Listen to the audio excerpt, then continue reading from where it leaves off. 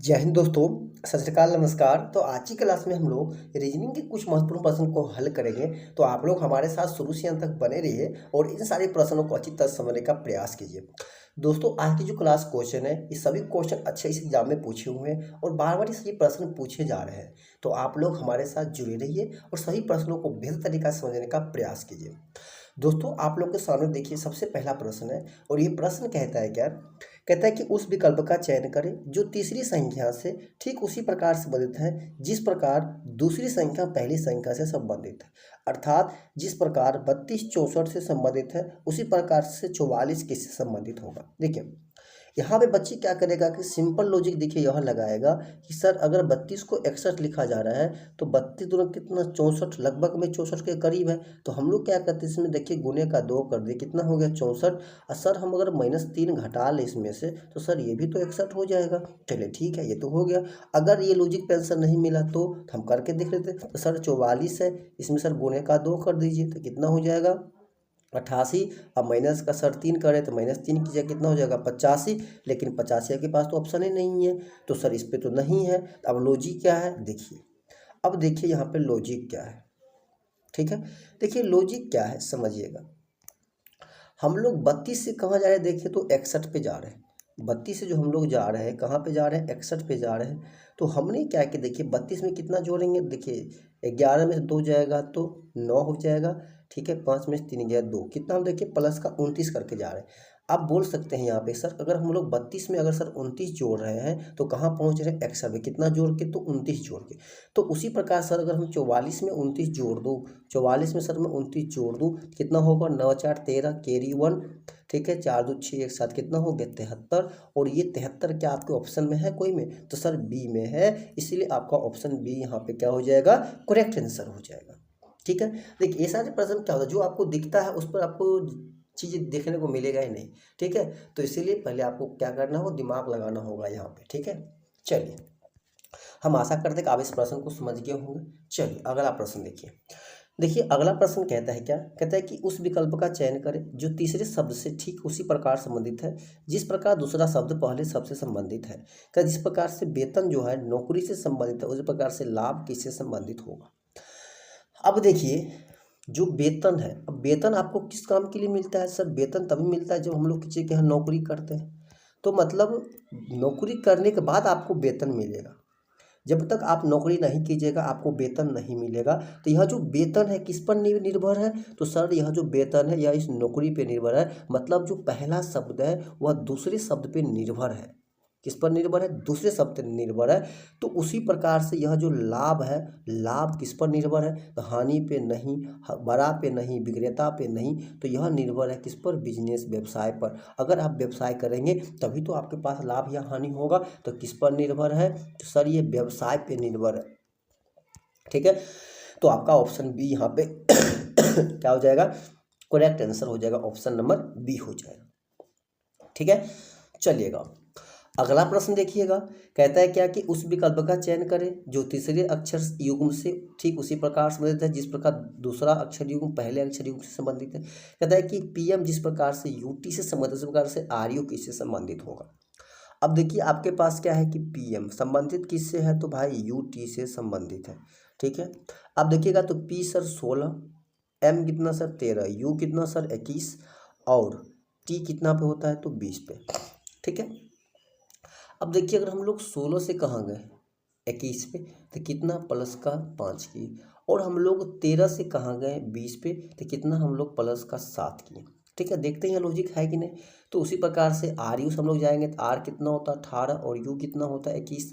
तो हम लोग अगर 18 से जाएंगे तो 18 में कितना ऐड करना पड़ेगा, पहले 5, 18 5 कितना होता है 23, 18 5 कितना होता है 23 होता है ना।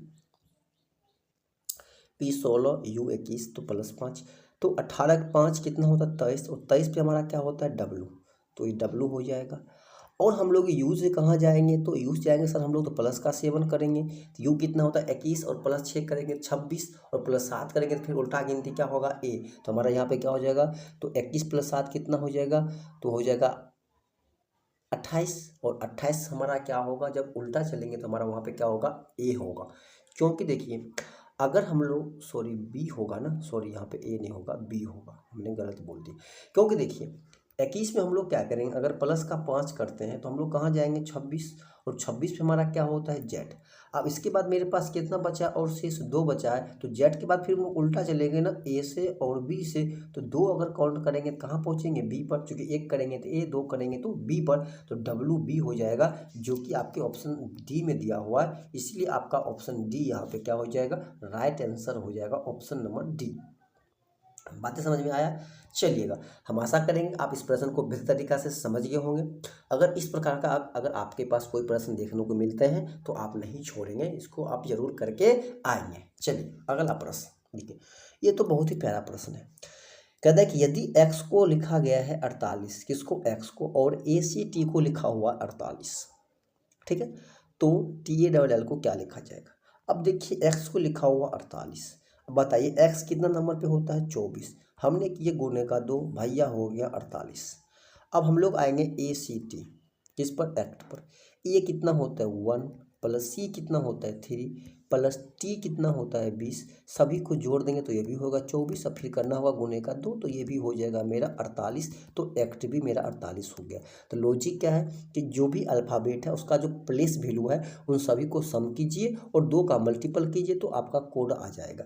तो उसी प्रकार से आपको यहाँ भी करना होगा, किसमें, तो TALL में। भाई T कितना होता है 20 प्लस A कितना 1 प्लस L कितना 12 प्लस कितना हो जाएगा 12, सभी को ऐड कीजिए तो 12 कितना हो गया 24, और ये कितना हो गया 25, अब 25 और 2 कितना हो गया 45, 45 गुने का कर दीजिए 2, तो कितना हो जाएगा भाई 90 हो जाएगा, जो आपके हमें ऑप्शन सी में देखने को मिल रहा है। इसीलिए ऑप्शन नंबर सी आपका क्या हो जाएगा, करेक्ट आंसर हो जाएगा। तो दोस्तों हम आशा करते हैं कि आप ये भी प्रश्न बेहतर तरीक़ा से समझ गए होंगे, ठीक है।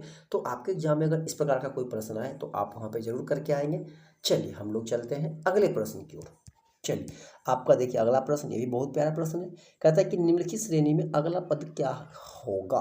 कहता है कि 3 से गए 7 पे, 7 से गए 16 पे, 16 से गए 32 पे, 32 से गए 57 पे, तो आगे क्या होगा। हमने बहुत सारे क्लास में आपको ऐसा प्रश्न पे हमने चर्चा की है। हम बोले हैं क्या कि पहले आपका जो सीरीज है आप उस सीरीज को बेहतर तरीक़ा से समझने का प्रयास कीजिए। तो पहले हम क्या करते हैं, इसको लिख लेते हैं, ठीक है। लिखने के बाद आपको क्या करना होता है, सभी के बीच पहले आप अंतर लिख लीजिए। 3 से गए 7 पे कितना, देखिए प्लस का 4, 7 से गए 16 पे कितना, देखिए प्लस का 9, ठीक है। 16 से कहाँ गए 32 पे कितना, देखिए प्लस का 16, फिर देखिए 32 से कहाँ गए 57 पे कितना, देखिए प्लस का 25। तो आगे हम लोग क्या ऐड करेंगे। अब आपको क्या करना है, इस पे दिमाग लगाना है कि ये 4 कहाँ से आया। तो इस 4 को भाई हम 2 का स्क्वायर लिख सकता हूँ, इस 9 को हम 3 का स्क्वायर लिख सकता हूँ, इस 16 को हम 4 का स्क्वायर लिख सकता हूँ, इस 25 को हम 5 का स्क्वायर लिख सकता हूँ। तो हम अब ये भी बोल सकते हैं कि सर ये लगातार संख्या का स्क्वायर हो रहा है, पहले 2 का स्क्वायर, 3 का स्क्वायर, 4 का स्क्वायर, 5 का स्क्वायर। तो अब यहाँ पे सर ये हो सकता है कि 6 का स्क्वायर जुड़ रहा होगा, तो 6 का स्क्वायर कितना होता है 36, तो 57 में प्लस का 36 करेंगे, 36 करेंगे तो 7 से कितना होगा 13 का 3 कैरी 1 5 3 8 1 9, कितना हो गया 93 हो गया, जो कि आपके ऑप्शन में भी दिख रहा है। इसीलिए आपका 93 यहाँ पे क्या हो जाएगा, करेक्ट आंसर हो जाएगा। ठीक है दोस्तों, तो हम आशा करते हैं कि आप इस प्रकार के प्रश्न को भी नहीं छोड़ेंगे और बेहतर तरीक़ा से करके आएंगे। हमको क्या करना है, जब भी नंबर सीरीज का क्वेश्चन है तो पहले उसके बीच का आप अंतर को जरूर लिखें। अगर आपको कोई लॉजिक नहीं सूझ रहा है तो अंतर लिखें, अंतर लिखने के बाद ही आपको कोई वहाँ पे लॉजिक समझने को मिलेगा। तो सबसे पहला काम क्या, उसके बीच का अंतर लिखना, ठीक है। चलिए अगला प्रश्न देखिएगा, ठीक है, मिसिंग नंबर का है। कहता है यहाँ पे कौन संख्या है कि आपको ये ज्ञात करना है। देखिए अब यहाँ पे भी देखिएगा बहुत ही बेहतरीन लॉजिक है। तो यहाँ पे जो लॉजिक है वो किसमें है, तो देखिएगा तो कॉलम में, ठीक है। कॉलम में आपको लॉजिक देखने को मिलेगा। क्या है, देखिए जो पहली संख्या 9 है, दूसरी संख्या 6 है, दोनों को आपस में कर दिया गया गुना। तो 9 गुने का 6 कितना हो गया 54, और इसमें क्या किया गया, तीसरी संख्या 4 को ऐड कर लिया गया, 9 कितना हो गया 54, 54 और 4, 54 4 कितना हो गया आपको 58। नहीं तो इसको जोड़ का है घटा लेते हैं, जब 54 हो रहा है तो हम 4 को क्या करते हैं घटा लेते हैं, ठीक है। जोड़ेंगे का है, देखिए दोनों को गुणा किए 9 और 6 कितना हो गया 54, 54 फिर 4 को हम क्या करते हैं, देखिए हम घटा लिए, इस 4 को घटा लिए तो कितना बताइए आपके 50 हो गया। बिल्कुल देखिए नीचे वाला संख्या 50 आ गया, ठीक है, हम घटा लिए। उसी प्रकार से हम यहाँ चेक करते हैं तो 8 गुने का 7 हम लोग करेंगे तो 7 गुने 8 कितना होगा 7 8 56 होता है। ठीक है। और संख्या कौन सा यहाँ पे 3 नंबर पे, तो 3 है। 56 में जाएगा 3 कितना बचेगा 53। देखिए आपके अंतिम संख्या यहाँ पे 53 मिल गया। तो सेम काम यहाँ भी कर लीजिए आप। तो पहले क्या कीजिए 7 और 8 को गुना कर लीजिए, तो वही बात है 8 गुने का 7 भी कीजिएगा तो कितना होगा 56 ही होगा। उसमें से घटाइएगा 5, तो 56 में से घटाइएगा 5 तो कितना बचेगा 51। कितना बचेगा आपको 51 बचेगा, जो कि आपके ऑप्शन सी में है। इसीलिए ऑप्शन नंबर सी आपका क्या हो जाएगा, करेक्ट आंसर हो जाएगा। तो हम आशा करते हैं कि आप इस प्रश्न को भी बेहतर तरीका से समझ पाए होंगे। चलिएगा अगला प्रश्न देखिएगा। अगला प्रश्न कहता है क्या, कहता है क्या कि उस वन आरेख का चयन करें जो निम्नलिखित वर्गों के बीच के संबंध का बीच सही संबंध दर्शाता हो। कहता है कि विश्व, एशिया और नेपाल।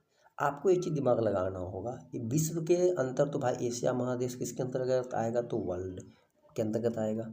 कौन आएगा, तो भाई एशिया, ठीक है एशिया आएगा। और आपको पता है कि नेपाल किस महादेश के अंतर्गत आता है, तो एशिया के अंतर्गत आता है। कौन, नेपाल।